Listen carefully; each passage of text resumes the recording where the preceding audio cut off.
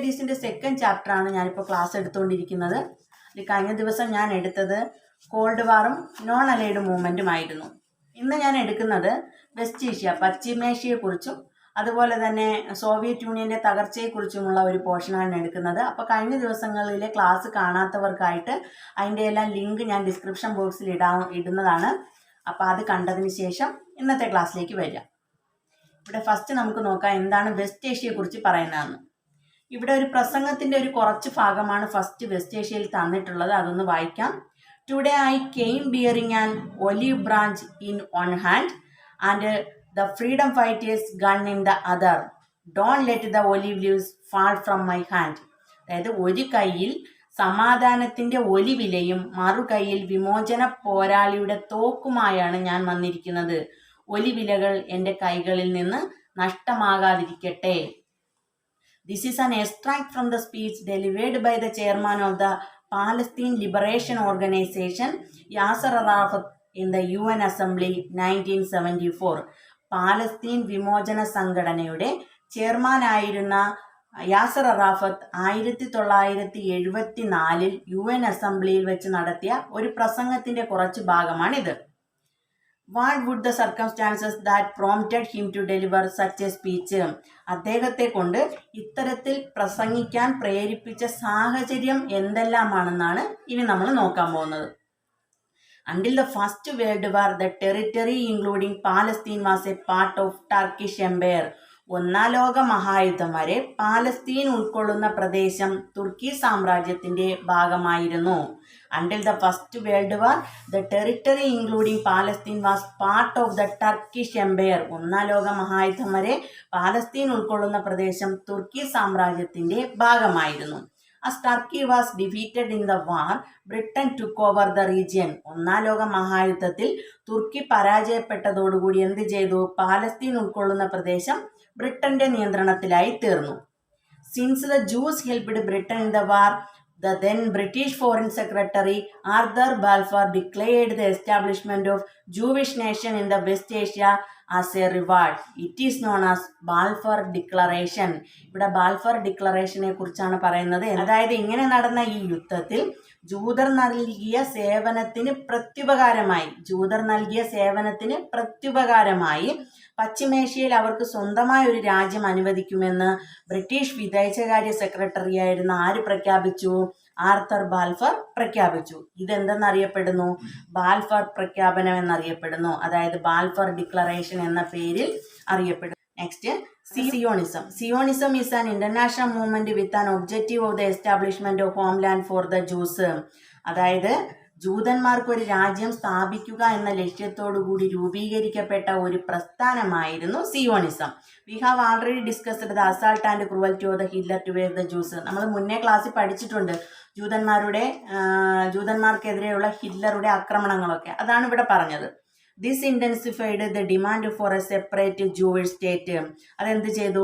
ഇത്തരത്തിലുള്ള ജൂതന്മാർക്ക് നേരെയുള്ള ആക്രമണങ്ങളെല്ലാം നടന്നപ്പോൾ ജൂതർക്ക് സ്വന്തമായ ഒരു രാജ്യം വേണമെന്നുള്ള ആവശ്യത്തിനുള്ള തീവ്രത അവിടെ കൂടി വന്നു. In 1948 the nation Israel was formed. അങ്ങനെ എന്ത് ചെയ്തു? 1948 ഇസ്രായേൽ എന്ന് പറയുന്ന ഒരു രാഷ്ട്രം അവിടെ രൂപീകരിക്കപ്പെട്ടു. Consequently, many wars broke out between the Israel and the Arab nation. ഇതിനെ തുടർന്ന് പിന്നീട് എന്ത് ചെയ്തു? ഈ ഇസ്രായേലും അറബ് നേഷൻസും തമ്മിൽ വളരെയധികം യുദ്ധങ്ങൾ ഉണ്ടായി. Israel ceased Palestine. ഇസ്രായേൽ എന്ത് ചെയ്തു? പാലസ്തീനെ കൈവശപ്പെടുത്തി. Expelling the Palestinians from their homeland.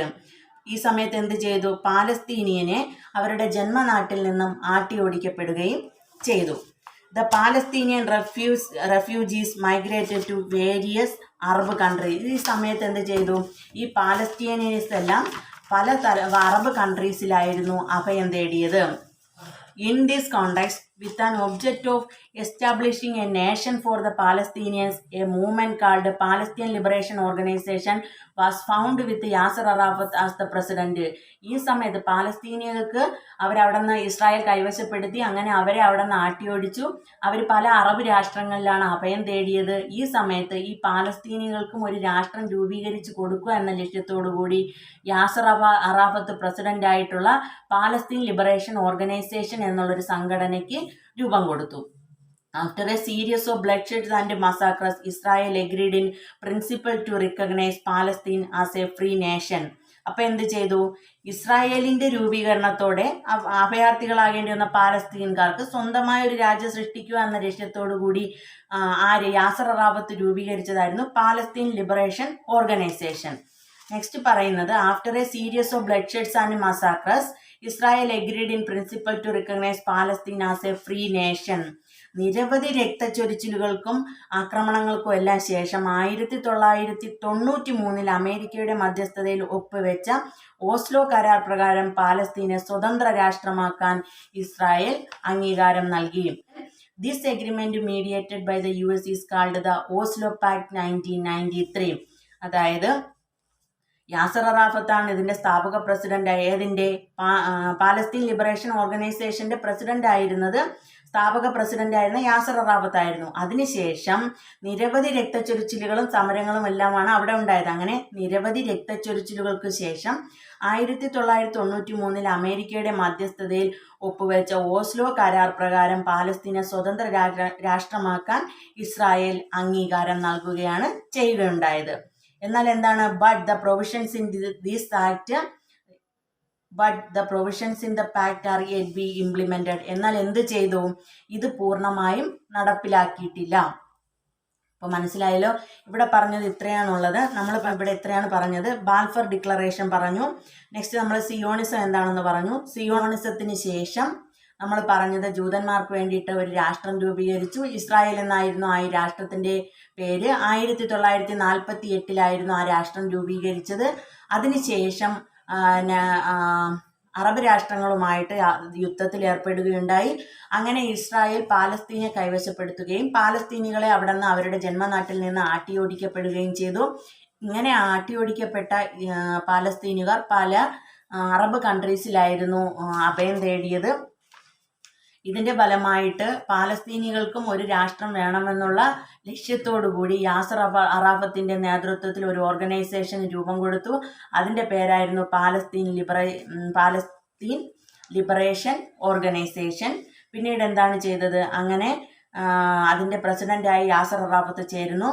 ധാരാളം രക്തച്ചൊരിച്ചിലുകൾക്കും സമരങ്ങൾക്കും എല്ലാം ശേഷം 1993 അമേരിക്കയുടെ മധ്യസ്ഥതയിൽ ഒപ്പുവെച്ച ഓസ്ലോ കരാർ പ്രകാരം പാലസ്തീനെ സ്വതന്ത്ര രാഷ്ട്രമാക്കാൻ ഇസ്രായേൽ അംഗീകാരം നൽകുകയും ചെയ്തു. ഇതുവരെയാണ് ഇപ്പോൾ പഠിച്ചത്. ഇനി oil as a political weapon, അതായത് എണ്ണ രാഷ്ട്രീയ ആയുധമായി ഉപയോഗിക്കുന്ന ഒരു കാര്യമാണ് ഇവിടെ പറയുന്നത്. Oil as a political weapon.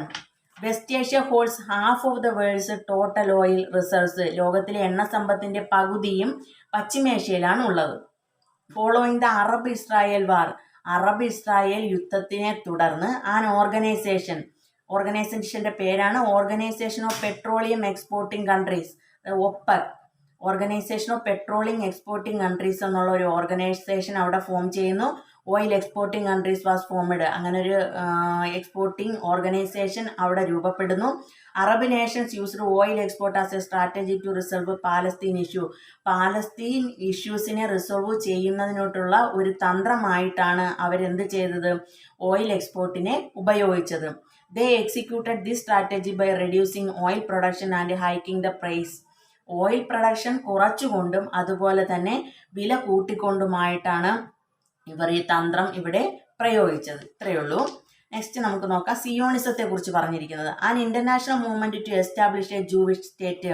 Jewish state സ്ഥാപിക്കുന്നതിന് വേണ്ടി സ്ഥാപിച്ച മൂവ്മെന്റ് ആയിരുന്നു ഏത്? Zionism. The idea of establishing a Jewish homeland was first mooted by the writer Theodor Herzl. ഇവിടെ പറയുന്നത് എന്താണ്? ഈ ആശയം ആദ്യമായി അവതരിപ്പിച്ചത് തിയോഡർ ഹേഴ്സൽ എന്ന ഒരു എഴുത്തുകാരനാണ്. He proposed this idea of Jewish homeland in his book the Jewish state. അദ്ദേഹത്തിന്റെ ഈ ഐഡിയ അദ്ദേഹം ജൂവിഷ് സ്റ്റേറ്റ് എന്ന അദ്ദേഹത്തിന്റെ ബുക്കിലൂടെയാണ് അവതരിപ്പിച്ചത്. ഇത്രയേ ഉള്ളൂ. അത് ജസ്റ്റ് ഒന്ന് വായിച്ചു വെച്ചിരുന്നാൽ മതി. ഇതിൽ ഒപ്പക്ക് മാത്രം ഒന്ന് ഓർമ്മിച്ച് വെക്കുക. ആ ഓർഗനൈസേഷന്റെ പേര് Organisation of Petroleum Exporting Country, OPEC. Okay. ഇനി നമുക്ക് നോക്കാനുള്ളത് disintegration of Soviet Union. Soviet യൂണിയന്റെ തകർച്ചയെ കുറിച്ച് പറയുന്ന കുറച്ച് കാര്യങ്ങളാണുള്ളത്. അതെന്താണെന്ന് നോക്കാം. The disintegration of Soviet Union is one of the significant events in the last decade of 20th century. 20ാം നൂറ്റാണ്ടിന്റെ ആദ്യ ദശകത്തിലുണ്ടായിരുന്ന സുപ്രധാന സംഭവമാണ് സോവിയറ്റ് യൂണിയന്റെ തകർച്ച. The disintegration of the Soviet Union is one of the significant events in the last decade of the 20th century. 20ാം നൂറ്റാണ്ടിന്റെ ആദ്യ ശതകത്തിലുണ്ടായിരുന്ന സുപ്രധാന സംഭവമാണ് സോവിയറ്റ് യൂണിയന്റെ തകർച്ച. ഇനി എന്താണ്? Let's see what led to the disintegration of the Soviet Union. എന്തെല്ലാമാണ് സോവിയറ്റ് യൂണിയന്റെ തകർച്ചയ്ക്ക് കാരണമായിരുന്നാണ് ഇനി പറയുന്നത്. The administrative measures of Mikhail Gorbachev. Mikhail ഗോർബച്ചേവിന്റെ ഭരണപരിഷ്കാരങ്ങൾ. The administrative measures of Mikhail Gorbachev. Mikhail ഗോർബച്ചേവിന്റെ ഭരണപരിഷ്കാരങ്ങൾ. Deviation from the basic principles of socialism. സോഷ്യലിസത്തിന്റെ അടിസ്ഥാന തത്വങ്ങളിൽ നിന്നുള്ള വ്യതിചലനം. ഇനി മൂന്നാമത്തെ point, consumption and inefficiency of the bureaucracy. ഉദ്യോഗസ്ഥരുടെ കെടുകാര്യസ്ഥതയും അഴിമതി. Failure in bringing about changes in economic sector. സാമ്പത്തിക രംഗത്തെ മാറ്റങ്ങൾ ഉൾക്കൊള്ളുന്നതിലുണ്ടായ പരാജയം. 4 കാര്യങ്ങളായിരുന്നു സോവിയറ്റ് യൂണിയന്റെ തകർച്ചയ്ക്ക് കാരണമായത്. ഇനി അടുത്തത് എന്താണെന്ന് നോക്കാം. With the resignation of Gorbachev as president in 1991, Soviet Union formally ceased to exist. 1991 Gorbachev president സ്ഥാനം രാജിവെച്ചതോടെ എന്ത് ചെയ്തു? സോവിയറ്റ് യൂണിയൻ ഇല്ലാതായി. ഇവിടെ പറയുന്നത് with the resignation of Gorbachev was president in 1991, Soviet Union formally ceased to exist. 1991 Gorbachev president സ്ഥാനം രാജിവെച്ചതോടെ Soviet Union ഇല്ലാതായി തീർന്നു. Naturally this ended cold war. അതെന്ത് ചെയ്തു? സോവിയറ്റ് യൂണിയന്റെ തകർച്ചയോടുകൂടി ശീതസമരവും അവസാനിച്ചു. കോൾഡ് വാർ എന്താണെന്ന് നമ്മൾ കഴിഞ്ഞ ക്ലാസ്സിൽ പഠിച്ചിട്ടുണ്ട്. അപ്പോൾ ആ ക്ലാസ് കാണാത്തവർ അത് കണ്ടാൽ അതിലെന്താണ് നമ്മൾ കോൾഡ് വാർ എന്ന് വിശദമായിട്ട് പഠിച്ചിട്ടുണ്ട്. അപ്പോൾ അത് മനസ്സിലാവും.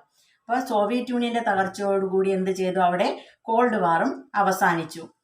The disintegration of the Soviet Union had a wide impact on international relations.